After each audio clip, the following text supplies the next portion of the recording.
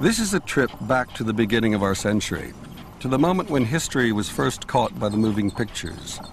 It's the story of early filmmaking and of the first movies and their audiences. But it's also about the figures in the shadows, writers, artists, and visionaries of all kinds who looked forward to the age of cinema and to the modern world that came with it.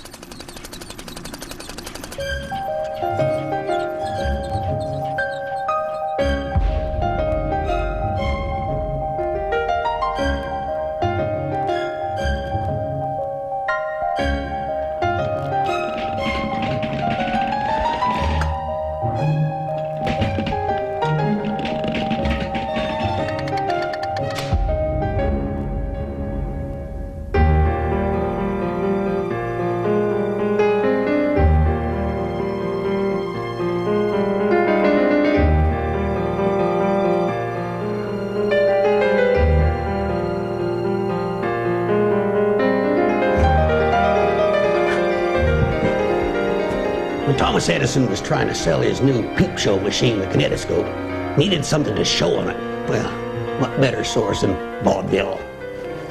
Among the many acts filmed at his Black Maria studio was Miss Annabelle Moore performing her famous butterfly dance.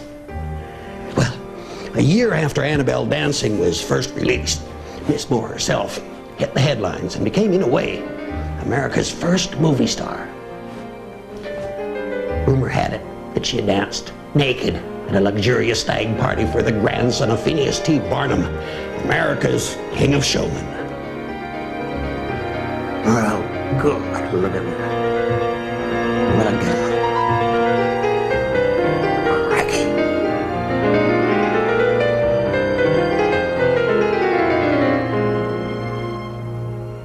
The police had been tipped off there was going to be more than just glace surprise on the menu. And so they raided the party. Press reports claimed that Annabelle had been asked to dance naked, but had refused. No matter. The price of copies of her film shot up from $10 to $40. She never appeared in another film, but she remained a star. Even a caution for speeding down Broadway on her bicycle made the front page of the newspapers. To be on film was to be famous, and desirable in a new way. Right from the start, there was something special, something enticing about seeing the human body come to life on screen.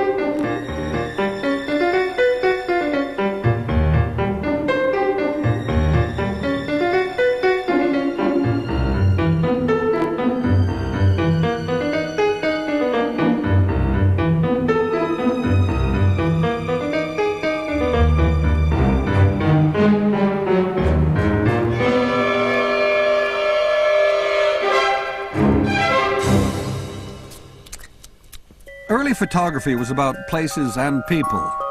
Places were easy, but people had the unfortunate habit of moving, and the camera turned them into ghosts.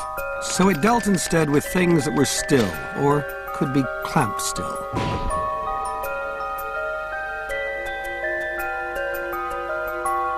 The photographers who first tried to capture movement were Edward Muybridge and Etienne Jules Marey. For Marey, analyzing motion was a lifelong quest. But Muybridge was a landscape photographer who got involved by accident. The story goes that Leland Stanford, a former governor of California and a horse racing enthusiast, had made a bet.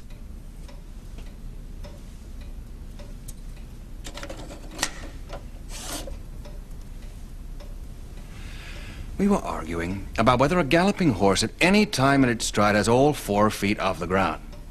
I said it did, and all the artists had got it wrong. As a sporting man, I was ready to wager pretty handsomely that I was right. Evidence was required, so I enlisted the services of Edward Muybridge and Englishman with a reputation as a photographer of our western landscapes.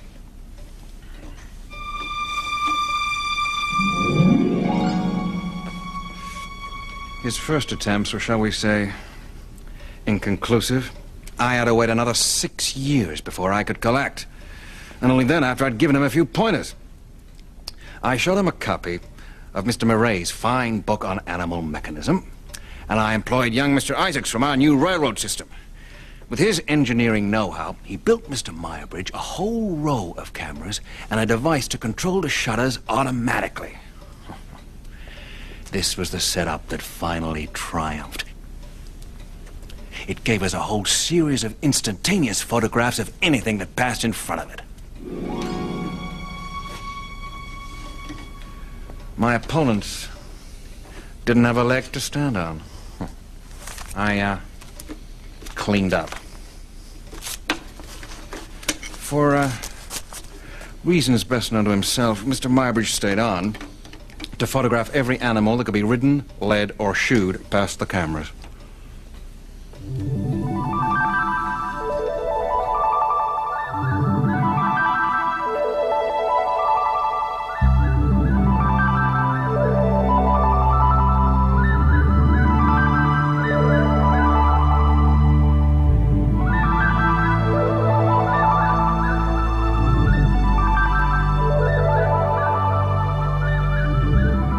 Having gone to all the trouble of freezing the action, Muybridge was approached by a painter who suggested reversing the process. Why not run the pictures in a sequence to create an illusion of the original movement? By 1880, Muybridge had perfected the zoopraxiscope, a machine that brought his pictures to life. He then set out on a series of tours with his moving magic lantern show and caused quite a stir. In Paris, he met the physiologist Melies, who had been thinking along similar lines. Monsieur Muybridge and myself, we share a common interest. I had long been fascinated by the possibility of making visible the forces of life, and for my own locomotion studies, I had developed a number of instruments and techniques to record motion. I had athletes perform in specially striped running suits and a camera mounted on a railway truck. And perhaps my most original creation, this photographic rifle, the gun that does not kill. I call my work chronophotography. Here was the ghost of movement captured on a single plate.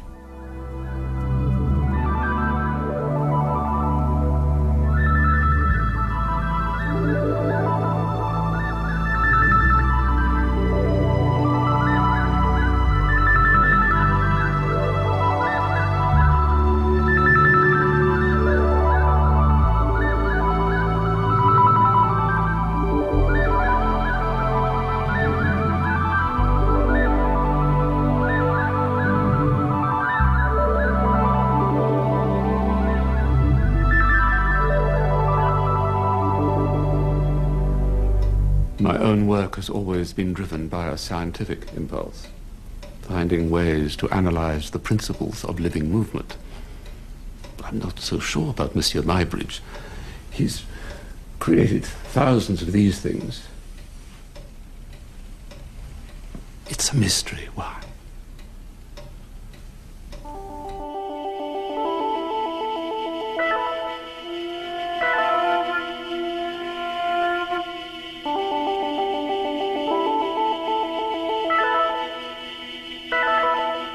Perhaps the answer lay in a scandal from Muybridge's past. While working with Stanford, he'd returned home to discover that his wife had taken a lover, and a child had recently been born in secret.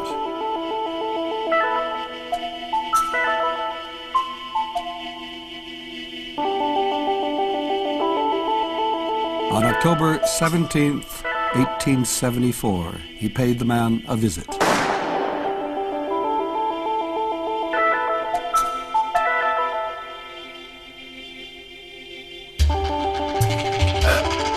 Muybridge was arrested on the spot and charged with murder.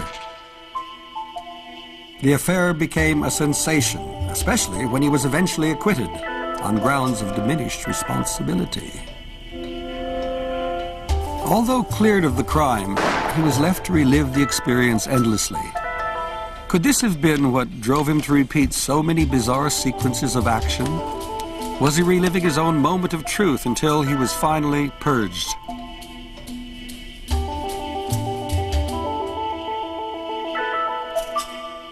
To soothe the rage and energy generated in that instant required the work of half a lifetime.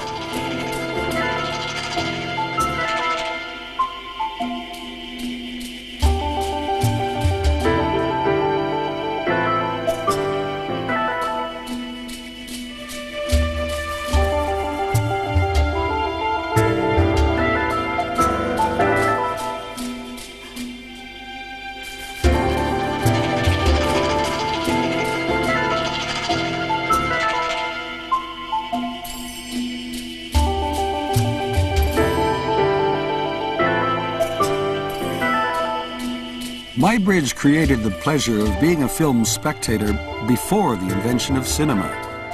He was working with the raw material of bodies in motion, subjects that could be expanded into jokes, dramas, and fantasies.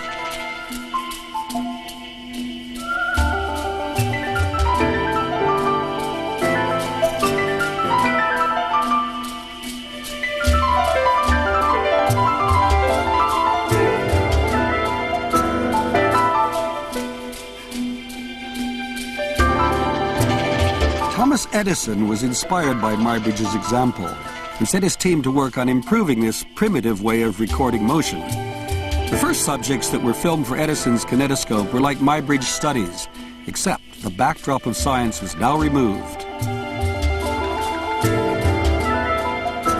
These performers, filmed in the tiny makeshift studio nicknamed the Black Maria, stand on a new stage, the stage of cinema.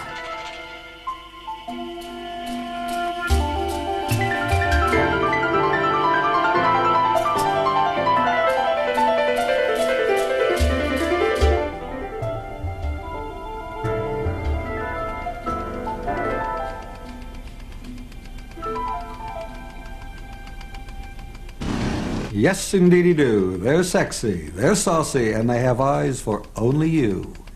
Watching them on a peep show machine one-to-one, you could indulge your fantasies up to a point. You still need one hand to crank. But once these exotic images were out in the open, shared with others in the cinema, they had to be tamed. Enter the censors. Fatima, the belly dancer, had wiggled her way through one of the early kinetoscope loops in all her bouncing diaphanous glory. But when she was transferred onto the big screen, it was deemed necessary to protect the public from her dangerous charms. And so was invented a tasteful cross between a giant postmark and a 5-barred gate. No doubt the world was made a safer place.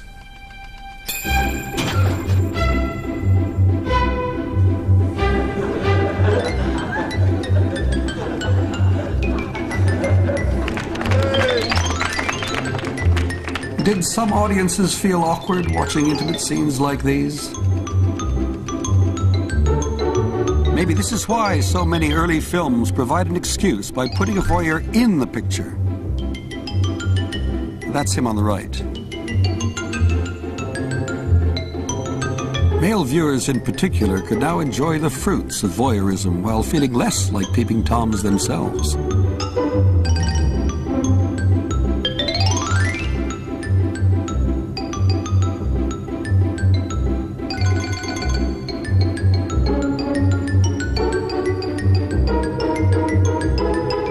Shown still owed a lot to an old stage tradition. Comic women were often played by men, which allowed them more license to ridicule the whole business of being a woman.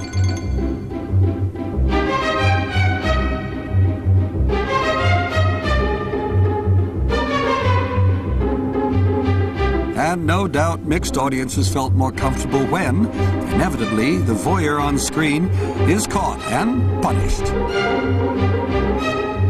Quite right, too.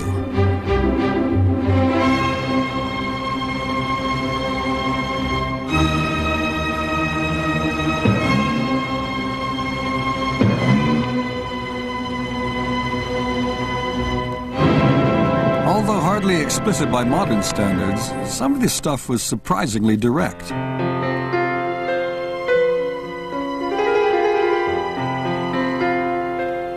Makes you wonder how it squares with the prudishness of the times.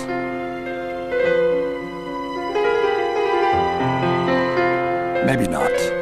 Pornography is as old as picture-making itself, and photography had already given it quite a boost. The stereoscope added another intriguing dimension by making it appear to be 3D. Many 19th century erotic photographs were closely modeled on paintings, but then came a whole flood of pictures that made no claim to art. Eugene Pirou, France's top pornographer at the turn of the century, was a worried man. How can I afford to supply my exclusive clientele with material of the quality they've come to expect with all this new rubbish available? First, they flood the market with cheap postcards. There are beggars selling them on every street corner in Paris and goodness knows where else. Now the moving pictures are moving in on the act.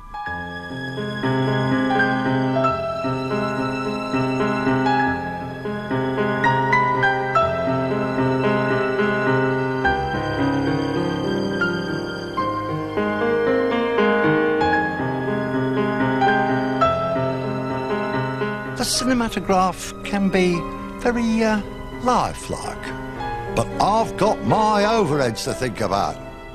A studio, all the settings, ancient Rome, Susanna and the Elders, the Sultan's harem.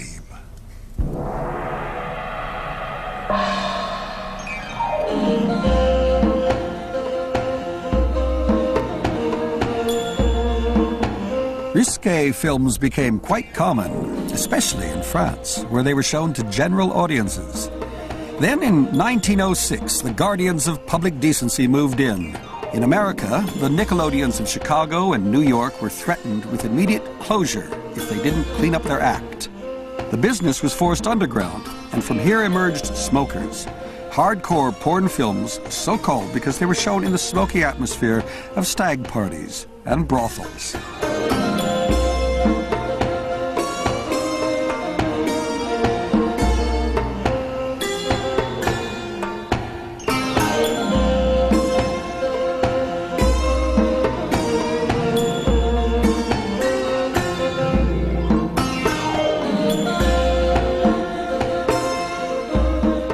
But for general audiences, it wasn't how much you saw, but how you saw it.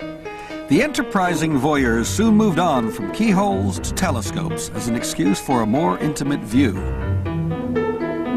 In fact, a close-up. People were learning fast.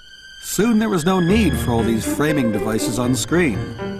Audiences were ready to accept that a close shot, suitably timed and angled, could advance the action and draw the viewer in.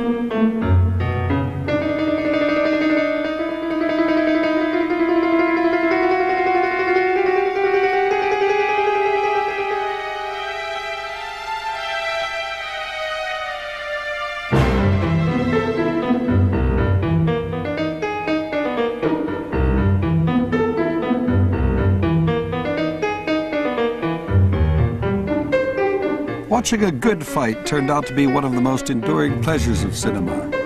Boxing films had been among the first screen attractions, and women watched them just as avidly as men, though not necessarily for the same reasons.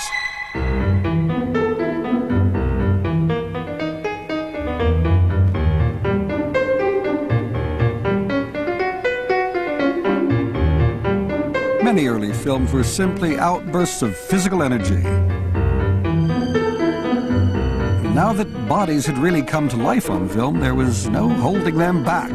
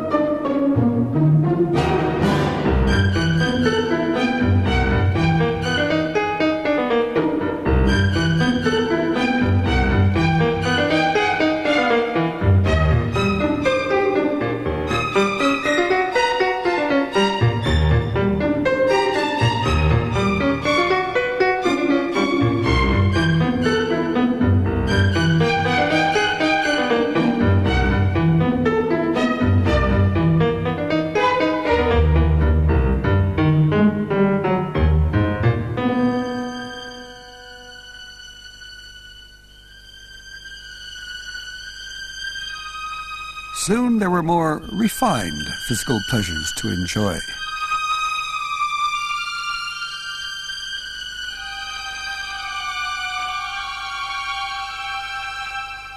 Refinement was a vital part of the Gibson Girl style that swept America, named after a popular fashion illustrator. But the men in this Gibson Girl's life haven't caught up yet.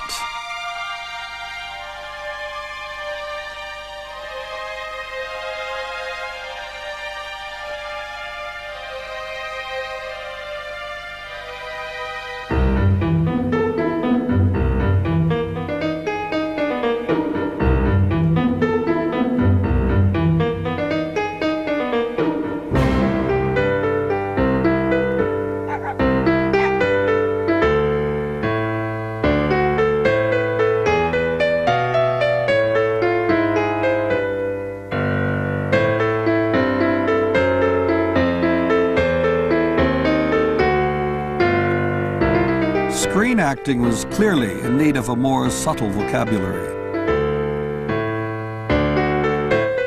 And much of it was invented by just one man, Max Landauer, in the 400 or so comedies that he made.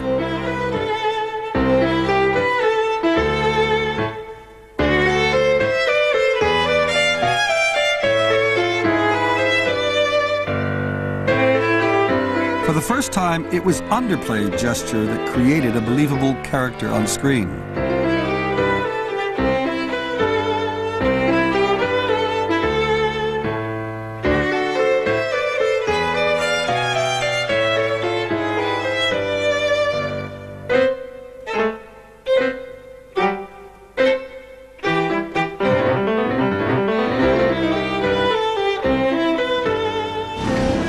Max Landauer was a ladies' man. He chased them on screen and they loved watching him do it. He was what we would eventually call a film star.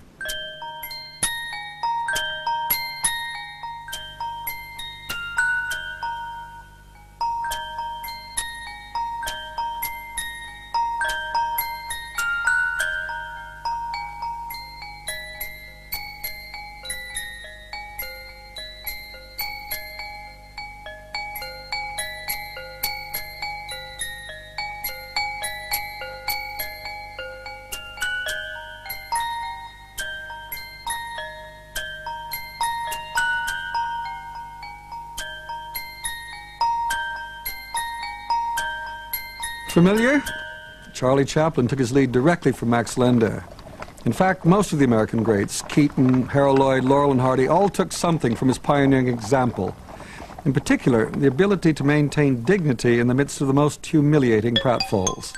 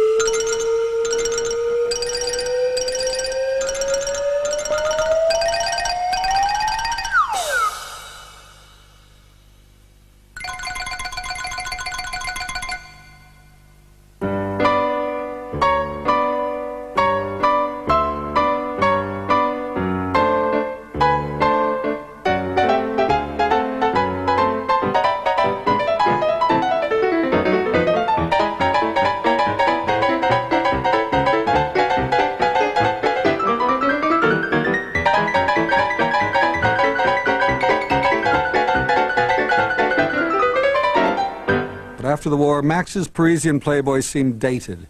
The new comedians were more in tune with audiences around the world, and Landauer became the first movie star to pay the ultimate price. By then, Hollywood had become the Mecca, so Max tried to make it big in America. But when his attempts failed, he returned to Paris, and with his young wife, ended it all in a double suicide.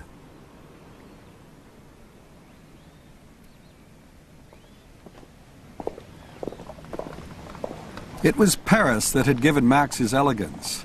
Throughout the 19th century, it was the fashion capital of the world, and it was still one step ahead. The designer Paul Poiret was busy completely remodeling the female form.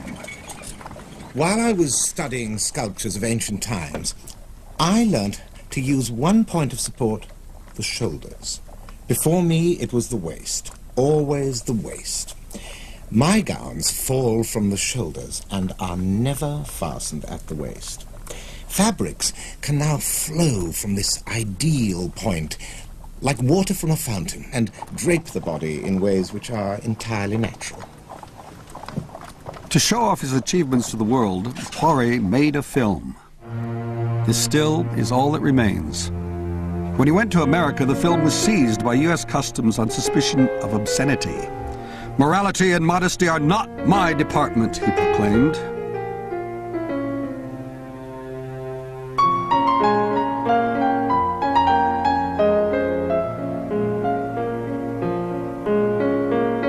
Poiré had freed women from the tyranny of the corset, and those brave and rich enough to wear his creations were grateful. Once they could move freely, they were free to try out everything that had been branded unladylike.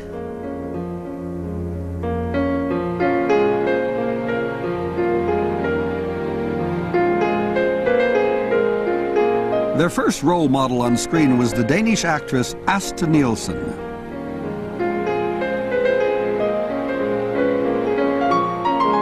Audiences were captivated by her. Here was a figure on screen you could actually identify with.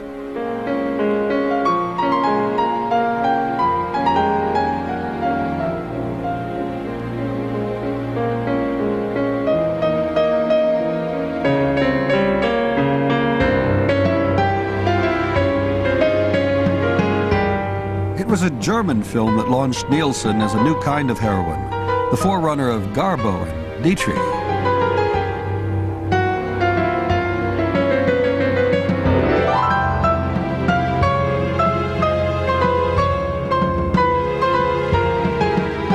Soon she was world famous. So famous that 20 years later, Joseph Goebbels tried unsuccessfully to persuade her to come back from retirement and run a film studio for the Nazis.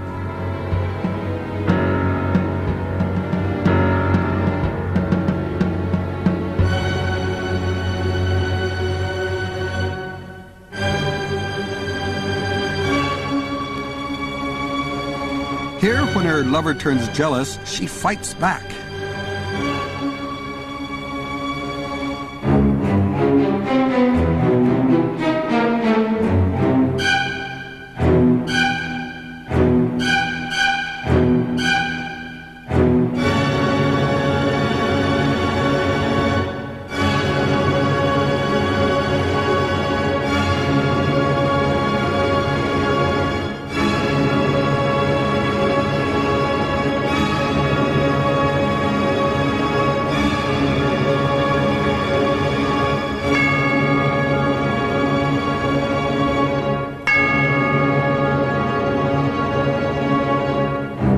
Other women were fighting back too.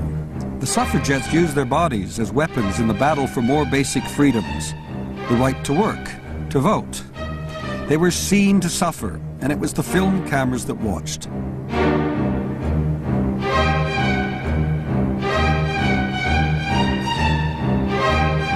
And the newsreel cameras were present at the 1913 Derby, when Emily Davidson threw herself under the king's horse and was killed.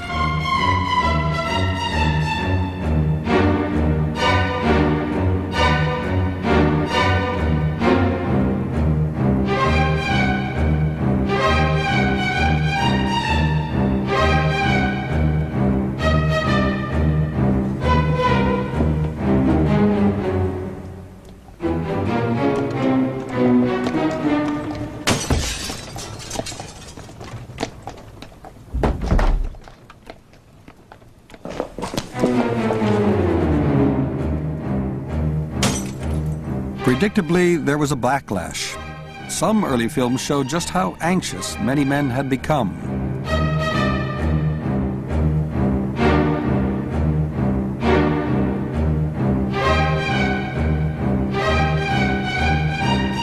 In this fantasy from the same year as Emily Davidson's suicide, a vengeful husband imagines himself as prime minister and dreams up all kinds of punishments for his wife and her militant comrades.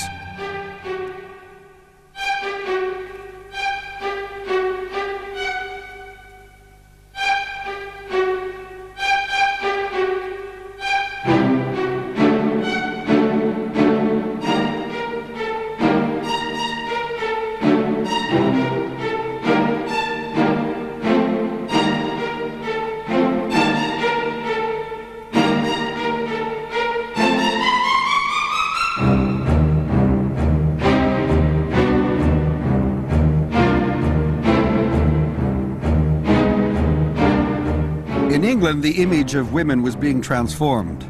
The suffragettes even took their protest into art when Mary Richardson walked into the National Gallery and slashed one of the world's most famous nudes, the Rokeby Venus by Velázquez. In Paris, the young painter Marcel Duchamp was thinking along similar lines, but to very different ends. While Pathe worked on the clothed female form, Duchamp kept his sights on the nude.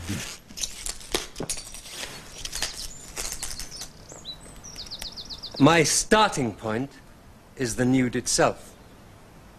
My nude is different from the classical form, as you can see. It doesn't just sit there, gazing up at you. Inspired by Professor Maré's chronophotography, I have set it in motion. This movement forces us inexorably into the realm of geometry and mathematics. I have now gone beyond painting. I have constructed a machine.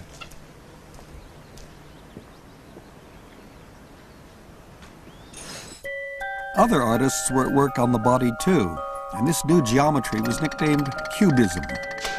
The Cubists were inspired by tribal art, but also by photography and the movies, which seemed to them to flatten perspective, merging the figure into its background. The Futurists cut up bodies too. They added to Cubism a fascination with speed and the violent contrasts of modern life.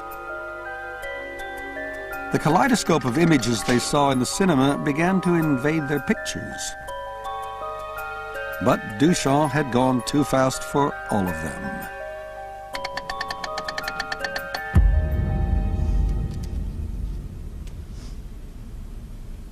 Do you know what they've done? Those Philistines at the Cubist Salon. They've rejected my nude descending a staircase. Bastards! I'm ahead of my time, you see, that's what it is. And where do I go now? I'm off to the urinal.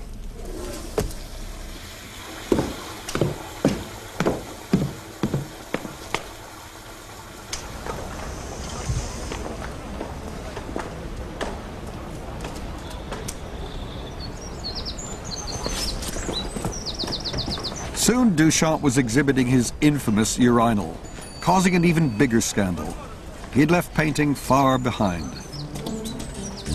Other artists would follow, taking their ideas into the theater, the concert hall, the nightclub, and, of course, the cinema. In 1914, the Russian Futurists collaborated on a film, Drama in the Futurist Cabaret. And 2 years later, the Italians made Futurist Life, which featured the painter Balla falling in love with a chair, and the writer Marinetti demonstrating the futurist walk. Sadly, they've been lost.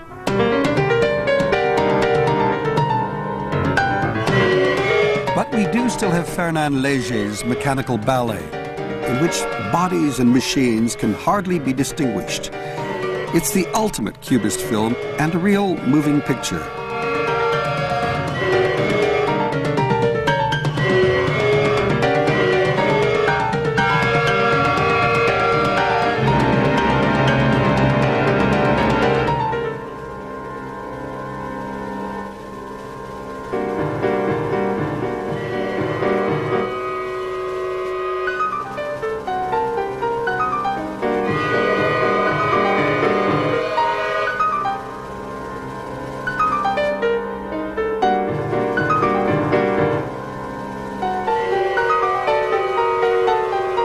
The body wasn't only coming apart in art. For the past 20 years, even stranger things had been happening to it on screens everywhere.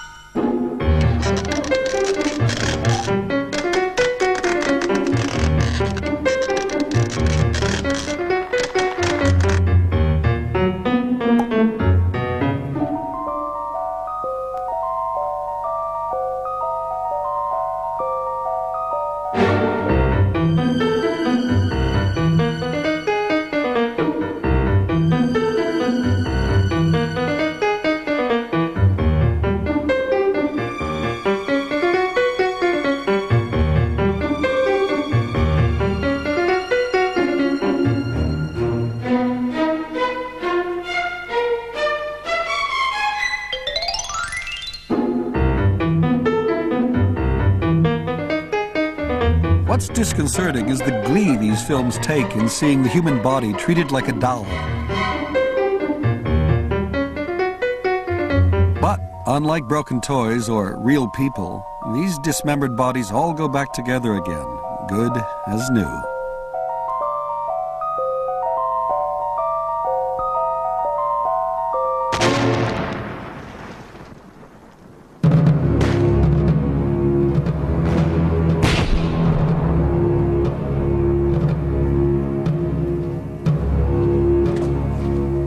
Far worse lay in store for the human body on the Western Front. Reality has a nasty way of trumping the imagination.